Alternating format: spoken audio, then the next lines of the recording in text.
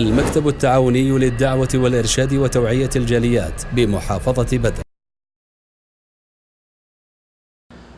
বিসমিল্লাহির রহমানির রহিম। আনাস রাদিয়াল্লাহু থেকে একটি হাদিস বর্ণিত, যে হাদিসটি ইমাম তিরমিজি, আবু দাউদ, আহমদ বর্ণনা করেছেন। ইমাম নাসিরউদ্দিন আলবানী হাদিসটি সহিহ বলেছেন। রাসূল সাল্লাল্লাহু আলাইহি সাল্লাম ইরশাদ করেছেন, ইন্নাদ দুআ বাইনাল আযান ওয়াল ইকামা লা ইউরাদ ফাদউ, অর্থাৎ আজান এবং একামাতের মাঝখানে যে সময়টুকু রয়েছে, এই সময়ের দোয়া কখনো ফিরে আসে না। তোমরা দোয়া করো। দোয়া করতে বলেছেন।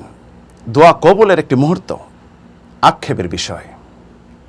আমরা মুসলিম যখন আজান শুনি, আজান শোনার সাথে সাথে আমরা মনে করি যে নামাজের সময় রয়েছে 15 বা 20 মিনিট। তখন বিভিন্ন কাজে ব্যস্ত হয়ে যাই। যখন আবার আকামত শুনি, তখন দৌড়ে আবার পুরুষরা মসজিদে সালাত আদায় করি। কিন্তু জেনে রাখুন, অনেক কল্যাণ থেকে বঞ্চিত হচ্ছেন। যদি কেউ আজান শুনে মসজিদে এসে 2 রাকাত সালাত আদায় করে, আর যদি সুন্নত থাকলো সালাতের আগে সুন্নত আদায় করে বসে সালাতের অপেক্ষা করতে থাকলো, যেই পন্ত অপেক্ষা করবে সেই পন্ত সে সালাতরত অবস্থায় থাকলো, এটি তার আমলনামায় লেখা হবে।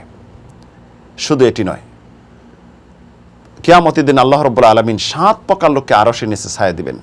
তার মাঝে এক প্রকার হলো রাজুলুন কালবুহু মুআল্লাকুন বিল মাসাজিদ, ওই ব্যক্তি যার অন্তরটি মসজিদের দিকে সবসময় লটকে থাকে। আজান কখন শুনলো তাড়াহুড়া করে মসজিদে চলে আসে, যেটি হলো মুসলিমের শান্তির স্থান, শান্তির জায়গা। আল্লাহ রাব্বুল আলামিনের মেহমানদারি পাওয়া যায়। এই মসজিদ সমূহ যতবার মসজিদে গমন করবেন, আল্লাহ রাব্বুল আলামিনের মেহমানদারি জান্নাতে আপনার জন্য প্রস্তুত। সুবহানাল্লাহ। প্রিয় মুসলিম ভাই বোনেরা, সঠিক সময় সালাত আদায় করি এবং আজান এবং একামতের মাঝখানের সময়টুকু দুনিয়া আখিরাতের কল্যাণ কামনা করি। আল্লাহ রাব্বুল আলামিন এই সময়টুকু আমাদের থেকে কবুল করুন। আমিন, আল্লাহুম্মা আমিন।